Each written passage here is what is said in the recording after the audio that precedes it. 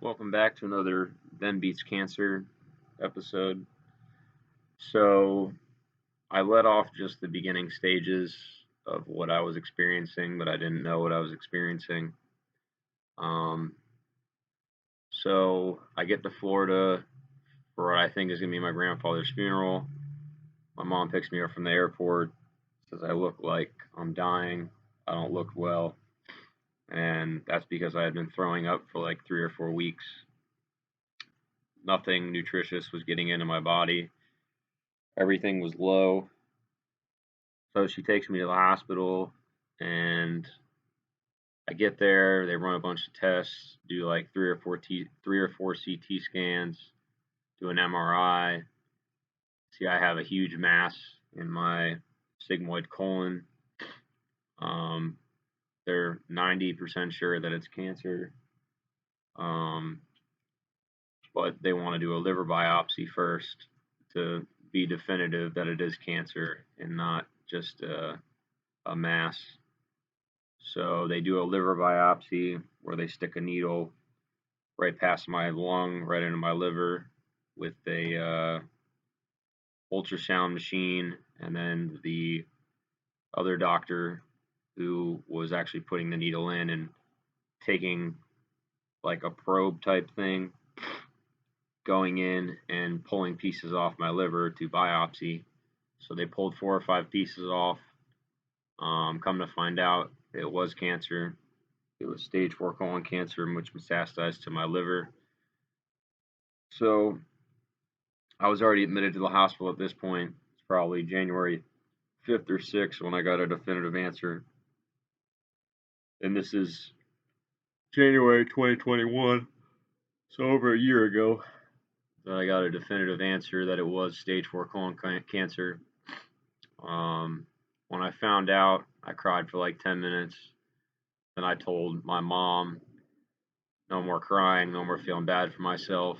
Like, if you want to cry, please go out in the hall and cry, because I don't want to cry or feel bad for myself, because so many people go through the same stuff. There's no point in feeling bad for yourself. You just gotta, I guess, take it, handle it.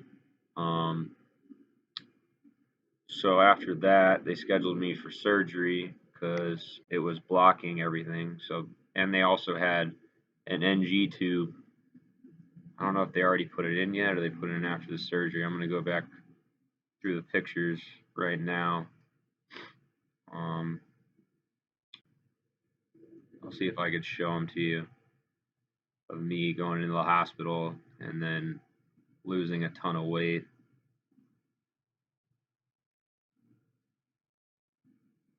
So, here we go. Here's his first day in the hospital.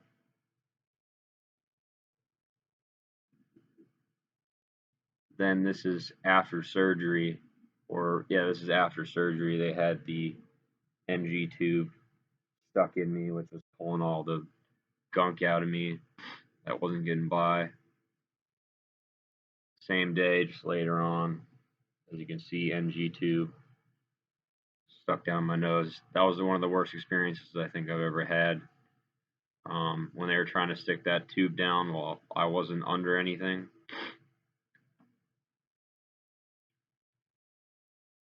I don't know if I could show this, but that's my scar after surgery.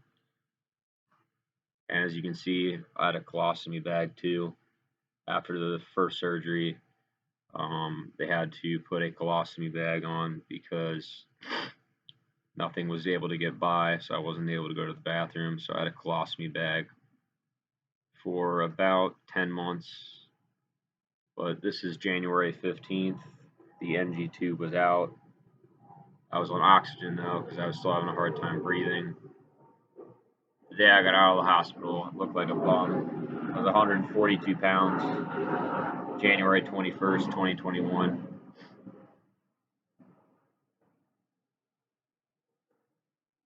There's me a few days later, day after my birthday. Finally got a haircut, look a little bit better. And then first day of chemo was 2/15/2021. That started at North Broward. all high spirits, thinking like, oh, I'll beat this shit in no time. Um, they told me that it would be a year to 2 years of treatment and surgeries. So I'm about a year and a half in, and there's no end in sight of how long this could be going on for. I just had my 25th round of chemo on Tuesday and felt like shit Tuesday, Wednesday. Still not feeling 100% today. Today's Thursday, July 7th. Still not at 100%. Still feel nauseous. Still really haven't eaten anything in like 24 hours. Gonna force myself to eat something eventually. I don't know. I'm just sharing this, hoping that it helps somebody going through the same stuff I'm going through. Like I said, comment below.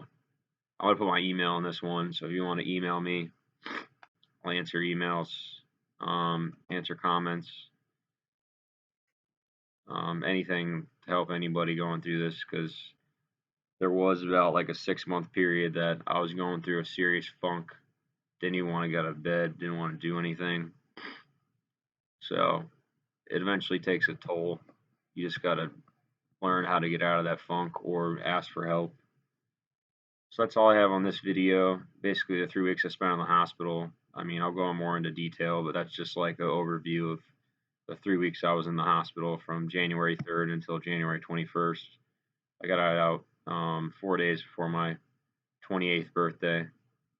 So it was a nice birthday surprise, or birthday, to get out of the hospital, celebrate my birthday at home. Didn't do anything, but just being at home was better than being in the hospital. Thanks for listening. Have a great day and a great rest of your week and weekend.